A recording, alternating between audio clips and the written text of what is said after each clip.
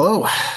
This is a little bit of a different video compared to previous stuff. Obviously, as you can tell, bit of a higher quality in terms of like the sound. And it's not in like my parents' car with the interview with Grav, which is where you last saw me. Um, yeah, I want to do a bit of a video of basically the four YouTubers that pretty much have pushed me to start doing content creation. And I'm basically it's kind of like a an ode to each four of these YouTubers, and I will mention some others as well towards the end. So yeah, let's just get started with the person that you probably may recognize based on my profile picture, uh, Tom Grossi. Uh, I started watching him in about 2020. I think it was a Cleveland Browns reaction video, which I know is crazy considering that his primary team is the Packers and my primary team is the Seahawks, but that's how I found his channel. Um, I think a lot of what makes, him so special, it's not just the work ethic, it's not just, like the extreme talent he has. It's also that he's just a genuine good person.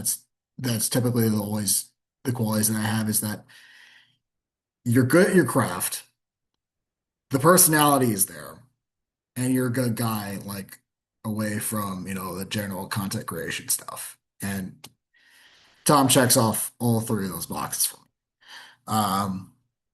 Of course, uh, the work that he's done for charities around the country, and even really to an extent around the globe, to be honest, when you consider the international tour along with the 30 and 30, which he will be doing, I believe this summer. Uh, yeah, I mean, there's a reason why he was NFL Fan of the Year in 2023. It's just an incredible work to just do all 30 stadiums. Well, at least go to the vicinity area of all 30 stadiums, 30 days to raise money for St. Jude, raise over $500,000 in a month, which is just incredible. Um, and yeah, whether it's the sagas that he does or the streams or the fan reactions or even the weekly Q&As. And I think he is probably the person who I watched the most over the years.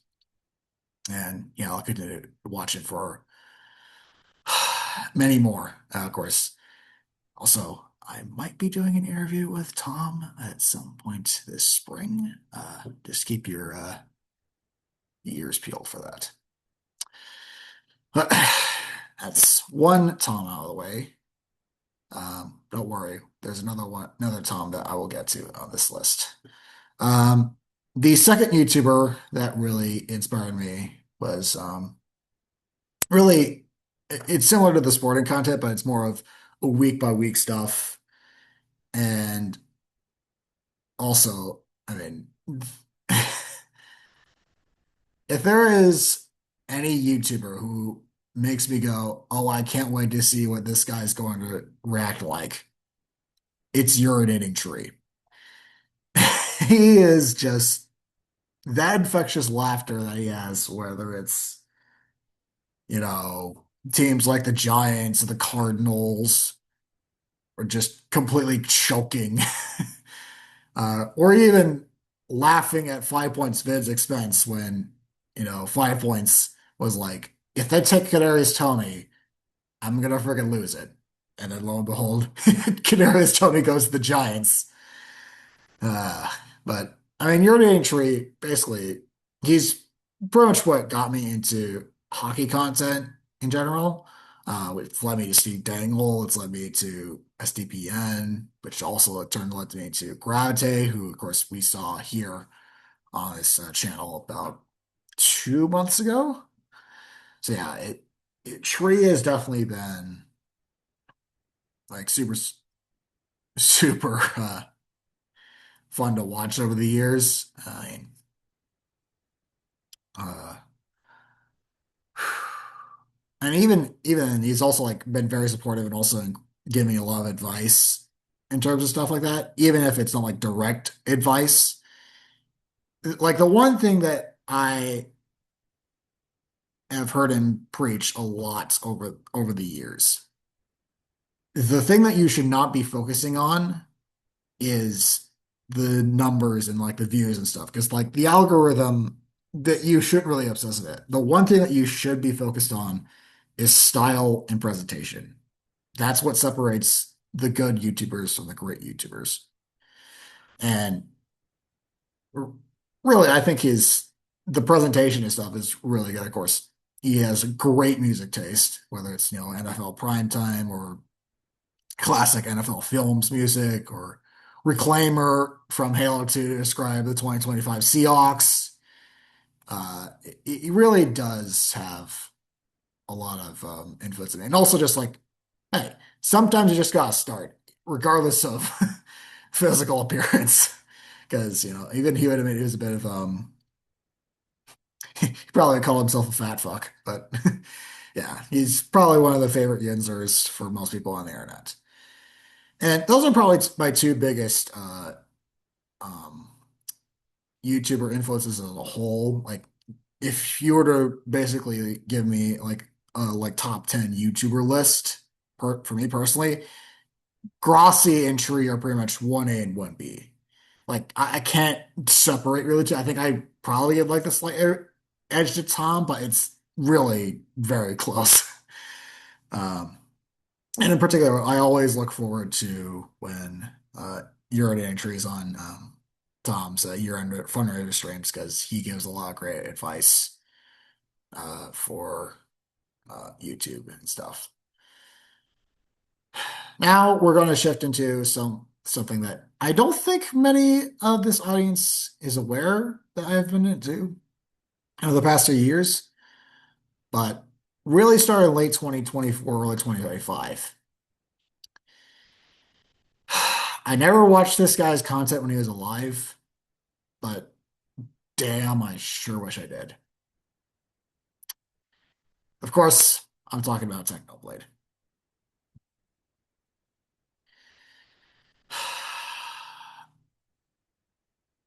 That guy understood YouTube like no one's business.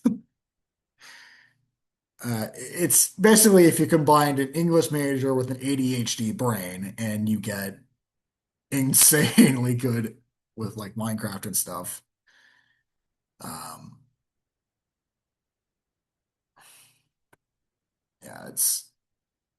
yeah, of course, incredibly hilarious and stuff. Whether he's roasting Dream for his mutated Teletubby Minecraft skin, or he's basically telling uh,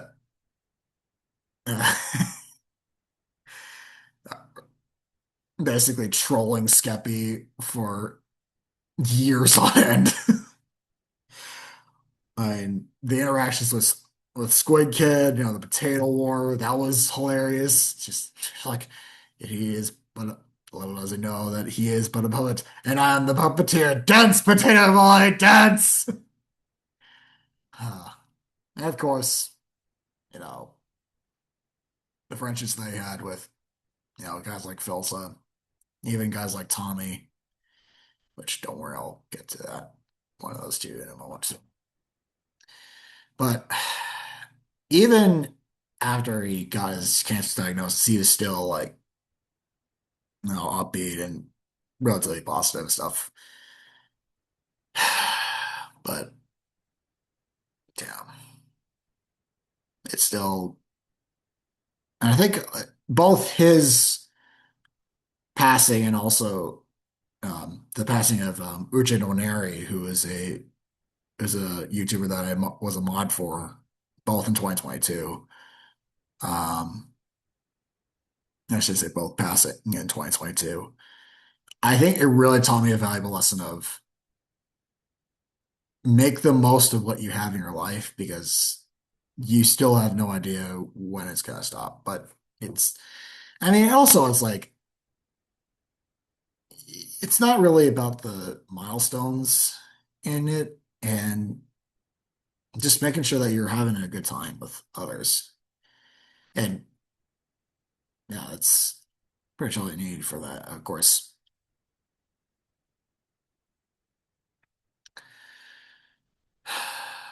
yeah, I really say,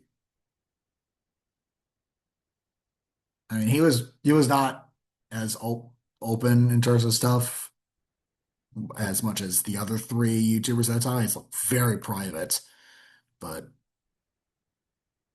still one of the funniest YouTubers I've ever come across. Like I could just watch a bunch of his compilations on for days on end. Whether it's you know him against orphans or I should be careful about saying that. Don't want to get no, not even monetized. I don't want to get canceled when I say that. Um, or his like funny wise quotes or where someone asks, "Hey, have you considered less is more?" And then his response is, "Yeah, that's how my upload schedule works." But as alluded to earlier, the fourth YouTuber really has made a lot of significant strides to, you know, of course, in recent years to kind of balance out his life. And he has earned a lot of respect for me, whether it's the personal channel series channel that he has, or all the interviews that he's done, particularly his interview on the We Need to Talk podcast, where it really opened my eyes about the life of YouTube and also really just pushed me to get started on this thing too. And that's Tommy in it. And all people are going to be shocked by something like, wait, Tommy in it, the guy guy who says people find me annoying at first at the start of every one of his videos at the start of the 2020s. That's who your biggest influence is? And it's like, yeah, because he's given a lot of great advice for YouTubers and off camera. I've never had any interactions with him yet, though I'd certainly like to. He seems like a great guy, even with all this shit through the years. Whether it's one of his best friends, Technoblade passing, or a lot of his friends, going to shit, or his parents suffering a divorce, or going through a breakup. He somehow managed to come out of it. Of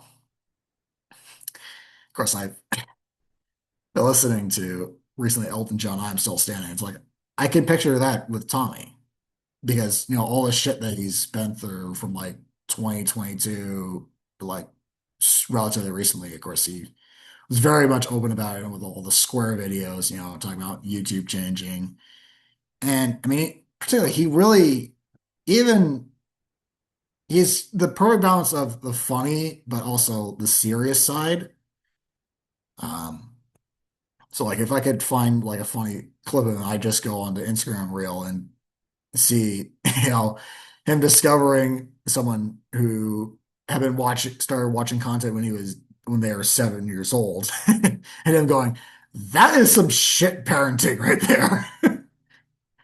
Um, but I mean, in particular, the one thing that stuck out with him, and this is on the We Need to Talk podcast, which I probably rewatched like at least 6 times, because YouTube is like basically said something along the lines of YouTube is like a casino, and in the sense of a lot of YouTubers are thinking, if I get this next, hit on my video, it's gonna make me happy. Which that's not the case. Like that's again, it's the quick dopamine hit, and then it's gone, just like, oh, that was it. And really, it's just the connection with people that matters. Of course, he's done a lot of great stuff with the Minecraft community. Um, but man, I think a lot of it is,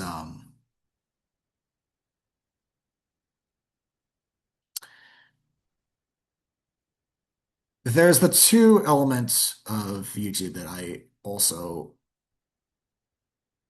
like in Tommy. And this includes, this is so true of Tom Grossi urinating tree as well. There's the funny content side of it, and it's great and high quality. And then there's the respectful part of like human being and stuff. Whether it's Tom, it's great content, but also, basically turning into teacher mode when the Damar Hamlin incident happened. And whether it's Treed, doing funny compilations of laughing at teams' failures, or even like getting serious in terms of like um, after the Damar Hamlin incident happened again, which was unprecedented. And of course, it happened the night that I found out that Uche had passed, which that was a very traumatic time. And Tommy in the same light, whether it's, the comedy sketches and stuff, but even, talking about his fear of death and, that he was actually very rather shy and socially anxious off of camera, which which when seeing his initial videos was like, really?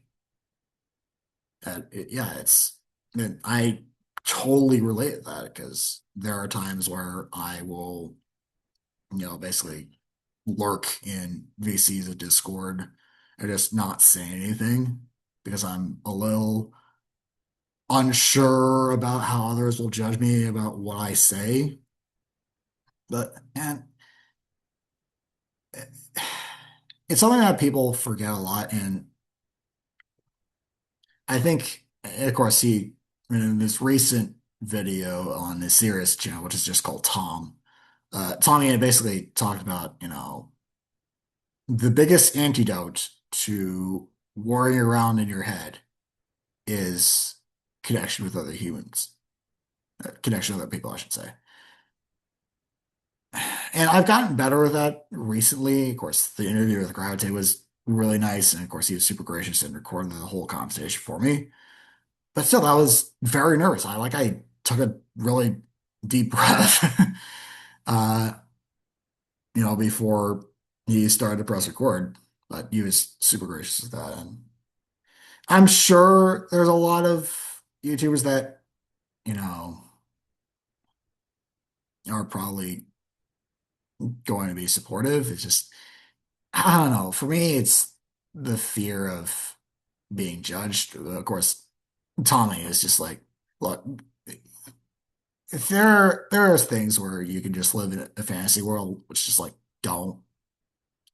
And when he said that, it's like, oh, that really does apply to me. Okay. Yeah, I'm gonna apply that to myself and really own up to that. So yeah, and yeah, so those are my four biggest influences for creating content. So that'd be Tom Grossi, Urinating Tree, Technoblade, and Tommy in it. Or real life, no, real life known as Tom Simons. And that's not even including other YouTubers that I've grown to like over the years, whether it's the first YouTube channel that I really started loving, which is Good Mythical Morning, or